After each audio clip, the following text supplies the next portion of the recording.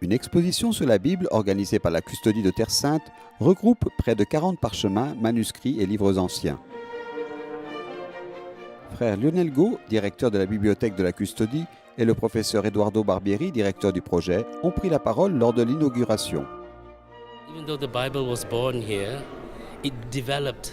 La Bible est née ici, mais ensuite elle s'est répandue dans d'autres pays d'Europe. Quand les franciscains sont arrivés, ils ont apporté avec eux les textes bibliques en Terre Sainte. Ici, grâce aux prières liturgiques, aux communautés locales et aux autres églises, le texte biblique a commencé à se répandre. Les textes que nous voyons dans cette exposition illustrent bien l'étendue de la Bible et le travail nécessaire aux franciscains pour que la parole de Dieu ait été communiquée à tous les pays de cette région pendant ces 800 ans.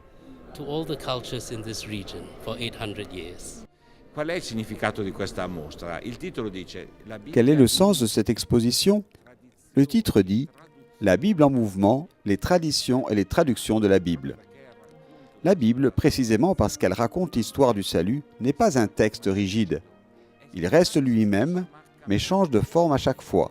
Il n'a pas peur de changer de forme linguistique, de comment il se présente. Il peut s'agir d'un texte seul, d'un livre, d'un parchemin, d'un commentaire. Il peut être illustré ou non. La Bible peut se présenter sous des formes très variées.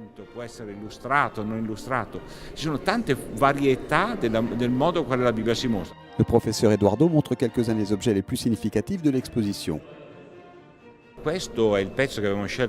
C'est cette pièce que nous avons un peu choisie comme emblème de toute l'exposition. Nous l'avons reproduite sur la couverture du catalogue publié par ATS. C'est un évangile imprimé en arabe, interligné en latin et publié à Rome en 1591.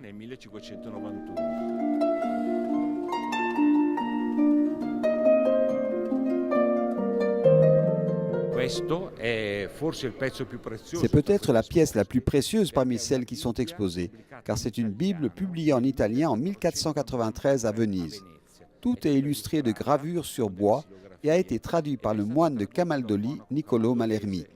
La première édition, parue en 1471 avant la naissance de Luther, signifie que l'expérience de la Bible traduite en italien remonte à loin et précède même la réforme protestante.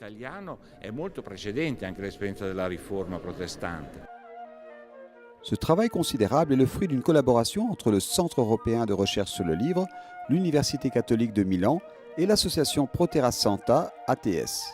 C'est un endroit complètement nouveau pour moi, un endroit fascinant. Je suis ici depuis moins d'une semaine et je me sens vraiment bien. Il y a beaucoup de travail, même sur le plan humain, dans l'organisation de l'exposition. Il y a beaucoup d'union et de collaboration. Cette déclaration va tout à fait dans le sens de ce qu'a dit le vicaire custodial de Terre Sainte, le frère Drobomir Jatsal, qui a expliqué comment l'exposition, en plus de valoriser le patrimoine ancien, réunit des érudits issus de différentes expériences culturelles, religieuses et linguistiques. La culture est capable de promouvoir le dialogue, la rencontre et le partage.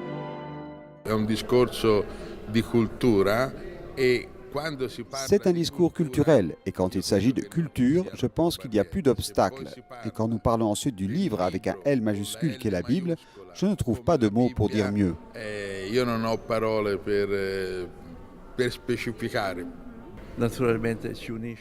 Naturellement, notre passion de collectionneur nous unit et nous a immédiatement transformés en amis.